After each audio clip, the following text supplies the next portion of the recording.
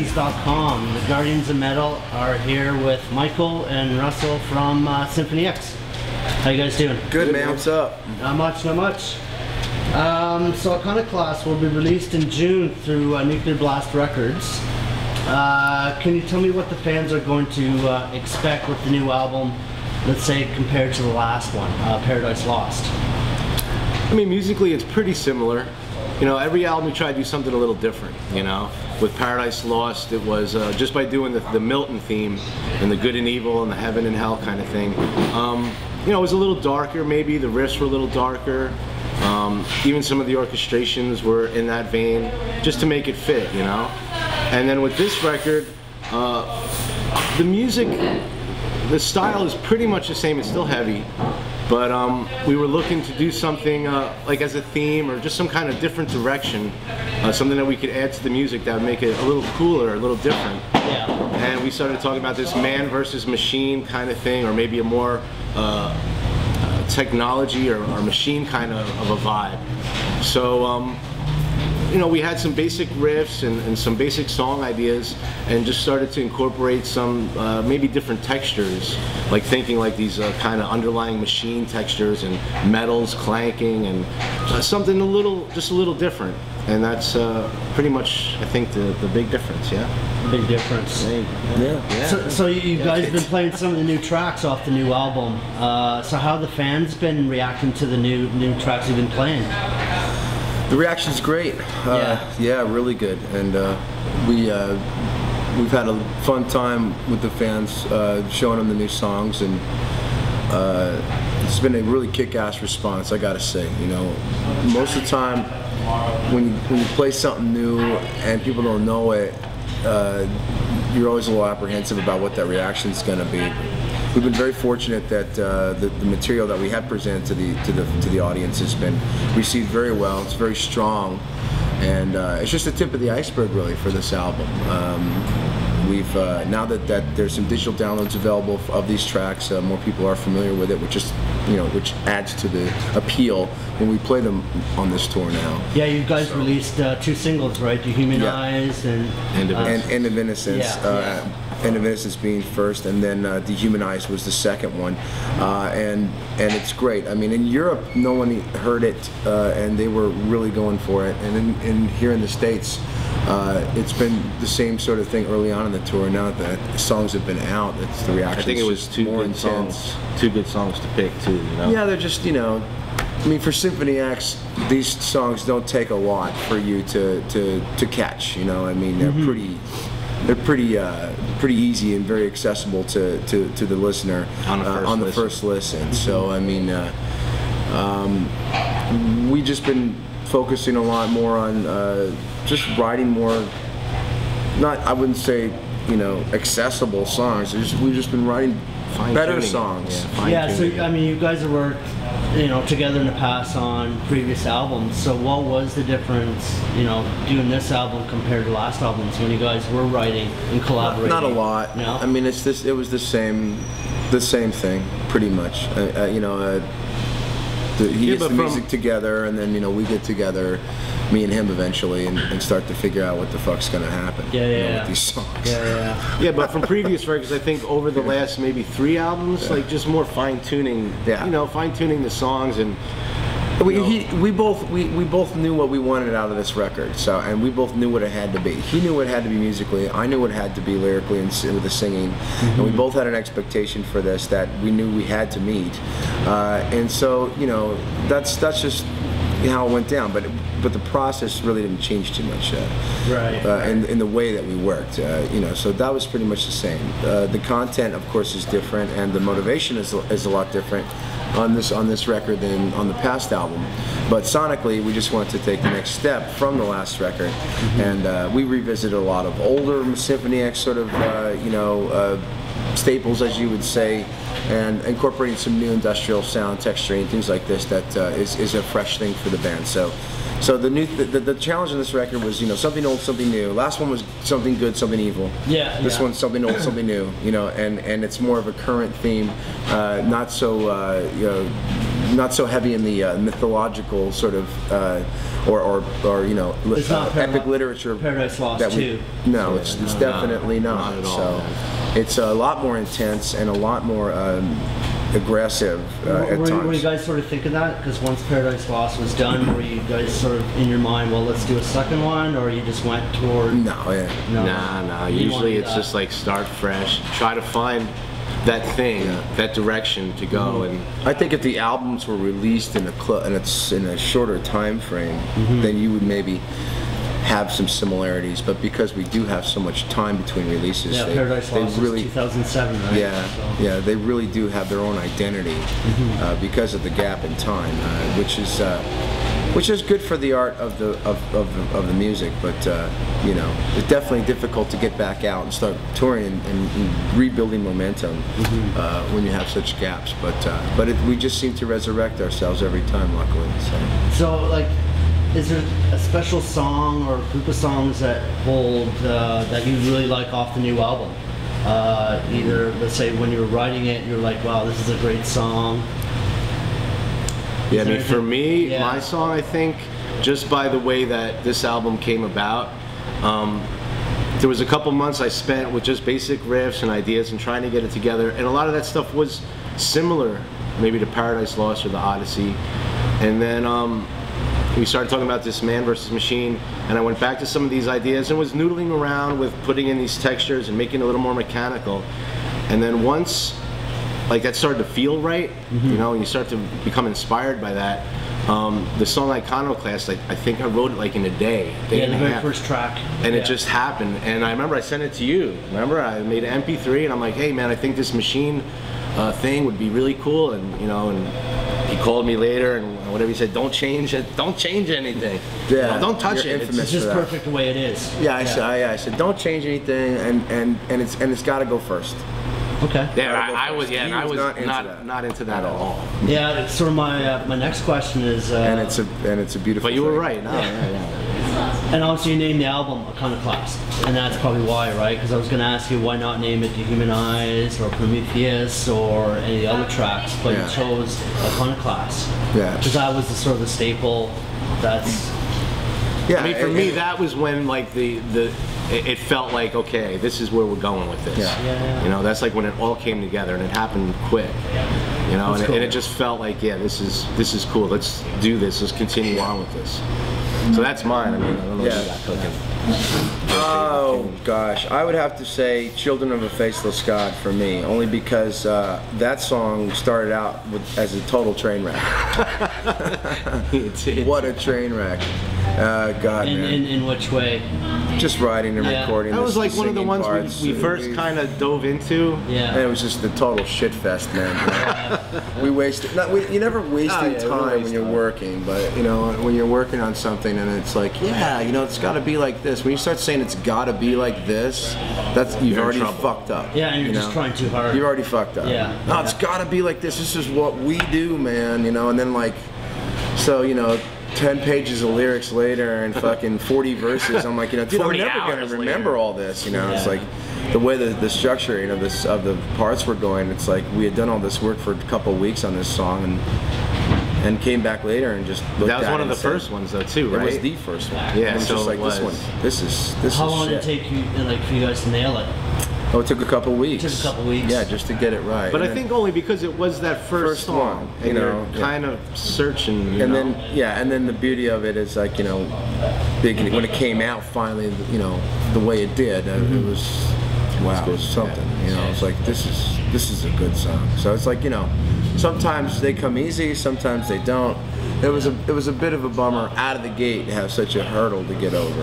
Yeah, but once you're over that hurdle, we were moving, man. And yeah, you know, and I would just, he had a ton of ideas, lyrics, I had some too, but I would just, you know, I was just picking out things that he had written down that really made the statements, like iconoclast, you know, like that. I'm like, that's it, man, you know, that's a great word, and I think that should be, I'm sold. You know, as soon as he told me that same thing on the first track, it all worked for me, and then, you know, it was dehumanized. I didn't want it to be the first song. No, I, he didn't. I thought that in the beginning. I remember. Same with dehumanized. It's Yeah. like, you know, yeah, dehumanized. Yeah, dude, that is it. I want to say this on the chorus. This is it. Well, it's good. I mean, both you guys can talk about things, and you know. Same with Children. Yeah. Children Face the Sky. Sometimes we talk too much. Yeah. Yeah, but not really. I mean, Nah. sometimes it just helps to kind of. It does help to shut the fuck up and No, I'm just saying, I'm get in thinking- there and start going for it. So I'm you're thinking finding about that first relationship's song, a lot man, it better was- now when it was you're brutal. when you're songwriting and coming up with ideas. It's still developing. I mean, Yeah, yeah. we're still finding new ways to do things. You know. And work together. I mean, you know, we definitely have a good idea of what we're going to do next time, and what we're not going to do next time. Yeah. So that's pretty much a given. But I think the cool thing about it is that once, you know, we start getting in the groove, you know, magic happens, and that's what's important. That's what's been keeping the band going all this time. You know, we're able to get together and make these songs a reality. Beyond just you know, the riffs and the ideas and all this other stuff, and really bring together these songs that people just love. So, you know, so we're never gonna, you know, deviate from that. We're always looking to write good songs. If it isn't good to us, it isn't good. You know, so we're very, very critical of ourselves, and we work real hard to get these songs right. You know, so, and he's more of a fucking perfectionist than I am, but I'm right behind him. So, Yeah. you know, We keep each other in check. keep each other in check. Yeah. But you gotta support each other. You gotta be. Yeah, we bump heads, and then we.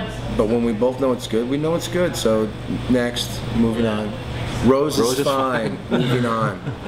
That was the theme of this album. Chrysanthemum. No. Rose is fine. Moving on. Because once, you know, like you're saying, you could overwork an idea, and we weren't. And the first song we learned that immediately. Like, Yeah. we overworked this It's just a idea. continuous wheel that just never gets solved, right? You're just doing Yeah. circles and.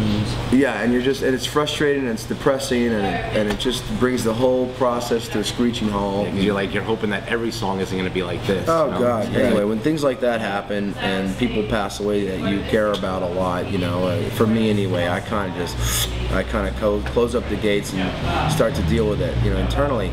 And I think, you know, after a few months had passed, not even a month, it was about a few weeks, I had to start singing this record. So it just started to come out, you know. I didn't force it or nothing, but yeah, he was definitely on my mind and in my thoughts and in my heart, and whatever's in my heart ends up going on the recordings. So, you know, Absolutely. so that's what came out, and I miss him dearly. I really do. He was such an inspiration to me, and I got a chance to be with him a few times and talk with him, and he gave me a lot of great It was way advice. too soon. So. Yeah, I was, you know, he was the guy I looked toward in all aspects of entertainment, and as far as being a frontman, a vocalist, and a gentleman. He was always gracious with everybody, and everybody will tell you this, you know. But he struck me very, you know, as a very genuine person. I am that way, so it was inspiring to me to see somebody in this business that can be like that and succeed, because there's just so many fuckheads out there, you know, and Ronnie was the golden freaking, you know, god, you know, in every sense of the word, and I looked up to him, you know, a lot, and so when he passed away, I was like, shit, man, am I gonna be able to do this now, you know, because he was doing it till the day he died, you know, and I started to think, the torch get, you know, sort of passed. I guess. I mean, I wasn't thinking so much like that. I was just looking at him going, man, I could do this my whole life, you know. He's doing it. I can do this. You know. It was inspiring to me, because as I'm getting older, you know, and thinking to myself, you know, what am I doing, and blah, blah, blah. It's like, well, hey, Ronnie's out there kicking it, you know, and rocking it. So it's like, I got to keep going. You know, he was my inspiration to keep fighting in this, you know, stay in it and give everything I have every night, and, you know, and so it's weird, you know, when he's gone. Now he's gone, and I'm giving even more these days, you know. Absolutely. Yeah, I'm even more driven. So. I was going to ask about you guys' inspiration or mentors, and if you guys had any when you first started in the business. And you mentioned Dio. Do you have anyone else? And same with you, Michael. Oh, God, so many. When you first started out, when you picked up that guitar. Well, I mean, I started out, it was probably because of Kiss, you know, way back when. And yeah, I mean, I grew up with all the, you know, just the classic metal stuff, Sabbath, big Sabbath fan. Yeah. Big Priest fan, Maiden. Yeah. You know, and then of course Ozzy with Randy Rhoads was like a turning point for me. Randy Rhoads and the whole guitar thing. Yeah. All those records, man. You know, great stuff. Yeah. Nice. Let's talk about the internet, especially Facebook. And you guys' Facebook page hit over 100,000 fans, and it keeps growing. So, what does this mean to you? Having that sort of, you know, being part of the social media, and the number is just growing, right? You guys are getting more fans. Yeah. I think it'll not just Facebook, but I think, you know, overall. So. Yeah. It's going to exponentially grow too as this album starts to really be shown in the light. You're only seeing a little bit of it. This album is about that in a way. You know, it's about the social networking. At least some of the songs. It's part of the theme of the record, of technology being the you know, sort of the thing that we as a pretty much the whole human race is leaning on now. You know, and dependent, and completely absorbed with. All of our money is tied to it. All of our social life is going to be tied to it.